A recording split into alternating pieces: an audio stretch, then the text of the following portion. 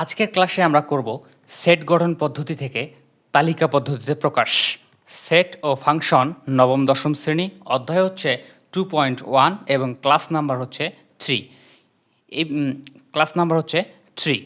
সেটের বেসিক সম্পর্কে ইতিপূর্বে আমরা একটা ক্লাস নিয়েছি এবং ওই ক্লাসের লিঙ্ক অবশ্যই কমেন্ট বক্সে দিয়ে দেবো। অবশ্যই বেসিকটা দেখে নেবেন। এবং গত ক্লাসে আমরা 2 নম্বর পর্বে এই ম্যাথটার সমাধান করেছি। এবারে আমরা সমাধান করব এই ম্যাথটির। এখানে একটা শর্ত দেওয়া হয়েছে। শর্তে বলা হয়েছে যে x belongs to Z. Z বলতে কাকে বলে? জেড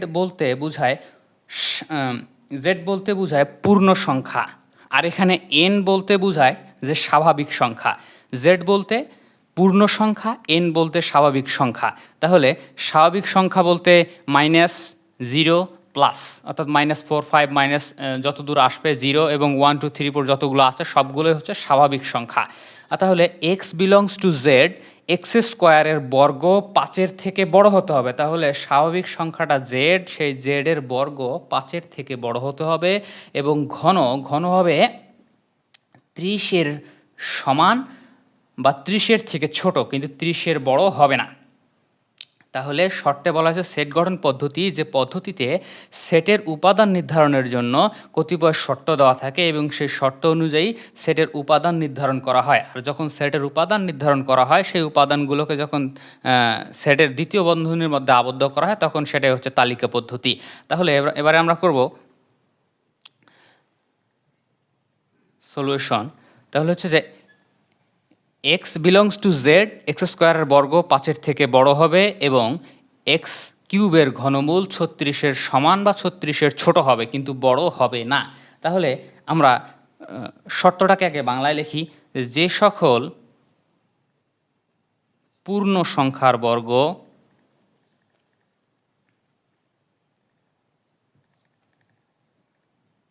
যে সকল পূর্ণ সংখ্যার বর্গ 5 অপেক্ষা বড়, 5 অপেক্ষা বড়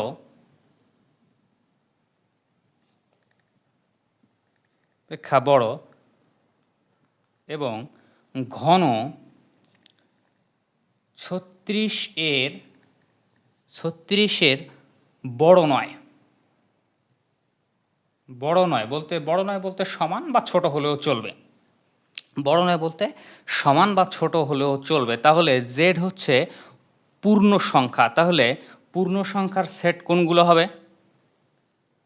পূর্ণ সংখ্যার সেট জেড ইকুয়াল, আমরা জানি পূর্ণ সংখ্যা হচ্ছে যে -0 প্লাস যতগুলো আছে, অর্থাৎ ডট ডট ডট দিলাম যে -4 -3 -2 -1, তারপরে 0, তারপর 1 2 3 4 5 এভাবে চলতে থাকবে। অর্থাৎ পূর্ণ সংখ্যা, যে সংখ্যাগুলো ভগ্নাংশ নয়, পূর্ণ অর্থাৎ পয়েন্ট আকারে নয়, সেগুলো হচ্ছে পূর্ণ সংখ্যা। তাহলে এটা হচ্ছে এখন যদি পূর্ণ সংখ্যা, এখন এক্স এর মান যদি আমরা আগে পজিটিভগুলো নেব, অর্থাৎ 0 থেকে এদিক দিয়ে শুরু করবো। অর্থাৎ এক্স ইকুয়াল যদি 0 হয়, তাহলে এক্স ইকুয়াল 0 হলে এক্স স্কোয়ার ইকুয়াল 0-এর উপর স্কোয়ার, আমরা জানি 0-এর উপর স্কোয়ার দিলে 0-ই হয়। তাহলে 0 যা হচ্ছে গিয়ে 5-এর থেকে ছোট। এখানে বলছে যে 5-এর থেকে এক্স স্কোয়ারের বর্গ 5-এর থেকে বড় হতে হবে। এখানে এক্স স্কোয়ারের বর্গ 0-এর বর্গ 5-এর থেকে ছোট, যার কারণে শর্ত মানল না, 5-এর থেকে ছোট। এবং ঘন অর্থাৎ এক্স কিউব ইকুয়াল 0-এর উপর কিউব ইকুয়াল 0, যা কিন্তু 36-এর থেকে ছোট। ঘনমূলটা 36-এর থেকে ছোট, বলছে যে 36-এর বড় হবে না, কিন্তু সমান হতে পারে। 36-এর ছোট, এই দিকে শর্ত মানলেও এদিকে কিন্তু শর্ত মানে নাই, অর্থাৎ বর্গ হবে 5-এর থেকে বড়, কিন্তু এখানে বর্গ হয়েছে 5-এর থেকে ছোট, যার কারণে এই শর্ত হবে না, অর্থাৎ এক্স এর মান 0 হবে না।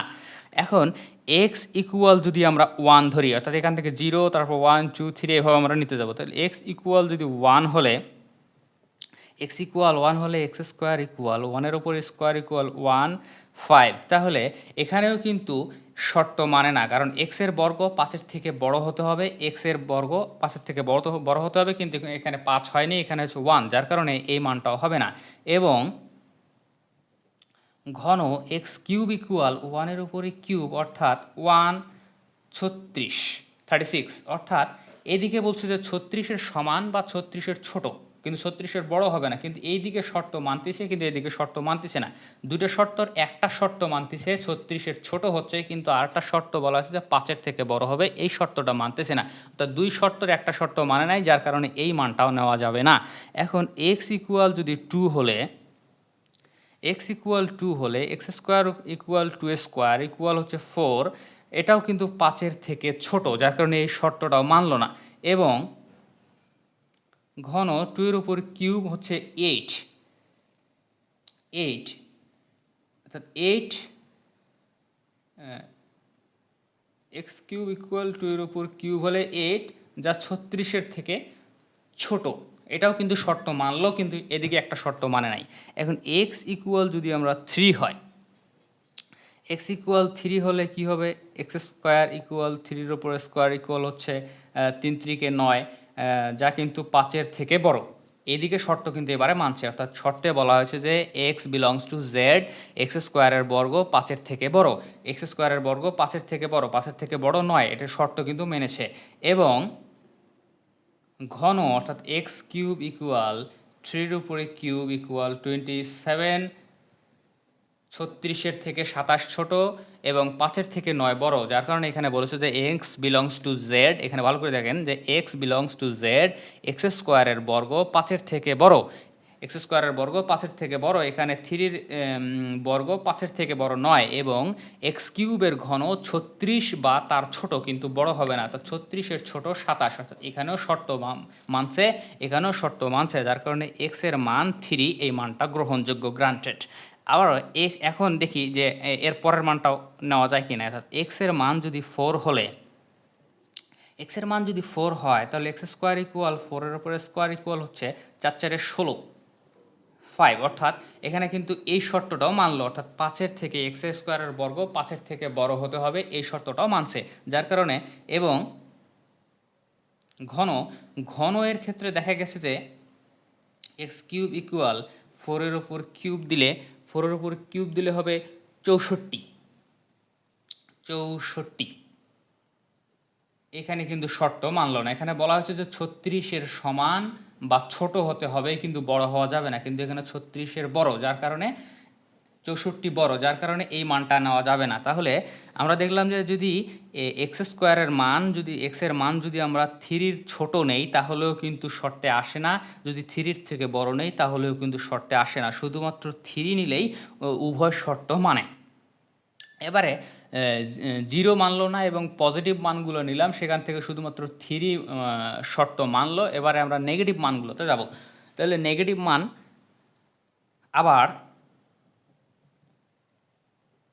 আবার এখন যদি -1 হয়, এক্স এর মান যদি -1 হয়, এক্স এর মান যদি -1 হয়, তাহলে এক্স স্কোয়ার ইকুয়াল -1 স্কোয়ার, আমরা জানি যে কোনো ঋণাত্মক সংখ্যার ওপর যদি বর্গ করি তাহলে সংখ্যাটা কিন্তু পজিটিভ হয়ে যায়, যে কোনো ঋণাত্মক সংখ্যার বর্গ করলে সংখ্যাটা ধনাত্মক হয়ে যায়, অর্থাৎ মাইনাস এক্স স্কোয়ারের বর্গ করলে আমরা পাবো 1 +1, এই +1টা কিন্তু 5-এর থেকে ছোট। এবং ঘন x cube equal -1 cube equal কিন্তু -1 হবে, -1 অর্থাৎ যে কোনো, এখান থেকে আমরা একটা জিনিস শিখলাম, সেটা হচ্ছে যে যে কোনো ঋণাত্মক সংখ্যার বর্গ করলে সেটা প্লাস হয়ে যায়, ধনাত্মক হয়ে যায়, কিন্তু ঘন করলে সাইনের কোনো পরিবর্তন হয় না। এখানে 36, এখানে কিন্তু শর্ত মানলো না, কারণ এখানে বলা হয়েছিল যে এক্স স্কোয়ারের মান 5-এর থেকে বড় হবে, কিন্তু এখানে -1-এর মান 5-এর থেকে ছোট, যার কারণে এই শর্তটা কিন্তু মানলো না। এখন যদি আমরা এক্স ইকুয়াল -2 হয়, এক্স ইকুয়াল যদি -2 হয়, তাহলে এক্স স্কোয়ার ইকুয়াল -2, তারপরে স্কোয়ার দিলে 2-এর উপরে স্কোয়ার করলে হবে 4, যা কিন্তু অর্থাৎ 5, অর্থাৎ 5-এর থেকে 4 ছোট, এটাও কিন্তু শর্ত মানলো না। এবং ঘন যদি করি, অর্থাৎ এক্স কিউব ইকুয়াল -2, তার উপর যদি কিউব দেই তাহলে হবে -8, 36, এদিকে কিন্তু শর্ত মানলো 36-এর থেকে ছোট, কিন্তু 5-এর থেকে 4 ছোট, বড় হতে হবে, তাহলে হতো, তাহলে এটাও কিন্তু শর্ত মানবে না। এখন এক্স ইকুয়াল যদি -3 হয়, তাহলে এক্স স্কোয়ার ইকুয়াল -3, তারপরে স্কোয়ার হবে তো 9, 5-এর থেকে বড়। এবার কিন্তু শর্ত মানছে, শর্তে বলা হয়েছিল যে x belongs to Z, x স্কোয়ারের বর্গটা 5-এর থেকে বড় হবে এবং এক্স কিউব এক্স এর ঘনমূলটা হবে 36-এর সমান বা 36-এর থেকে ছোট। যেহেতু এখানে এক্স স্কোয়ারের বর্গ 5-এর থেকে বড় নয়, বড় হয়েছে 9, যার কারণে এই শর্তটা কিন্তু মানে। এবারে দেখি ঘন এর শর্তটা মানে কিনা। এবং ঘন x cube equal -3, square equal হবে -3-এর উপরে কিউব করলে, -3-এর উপরে যদি আমরা কিউব করি তাহলে হবে 27, -27। এটা কিন্তু 36-এর থেকে -27 ছোট, 5-এর থেকে 9 বড়, যার কারণে এই এক্স এর মানটা কিন্তু গ্রহণযোগ্য। এখন এক্স ইকুয়াল যদি আমরা -4 হয়, এক্স ইকুয়াল যদি -4 হয় তাহলে এক্স স্কোয়ার ইকুয়াল -4 তার উপরে স্কোয়ার। এখন -4-এর উপরে স্কোয়ার করলে মাইনাস, যেহেতু মাইনাস তার উপরে স্কোয়ার করলে মাইনাসটা হবে প্লাস, এবং 4-এর উপরে স্কোয়ার করলে সেটা হবে 4×4 = 16, 16 কিন্তু 5-এর থেকে বড়, যার কারণে কিন্তু এই মানটা গ্রান্টেড। এবং ঘন যদি করি আমরা এক্স কিউব ইকুয়াল -4 তার উপর যদি কিউব দেই তাহলে আসবে 64।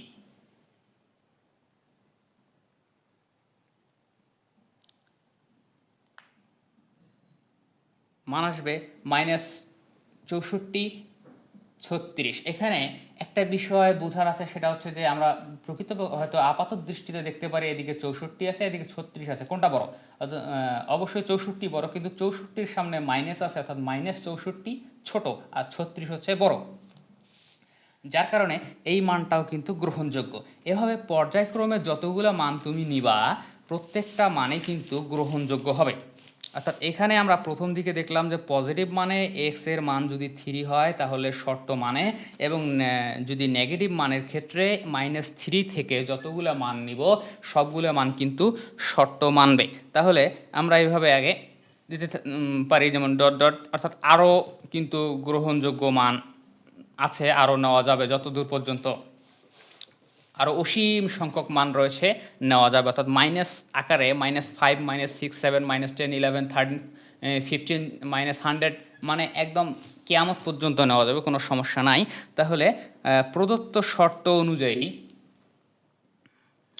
প্রদত্ত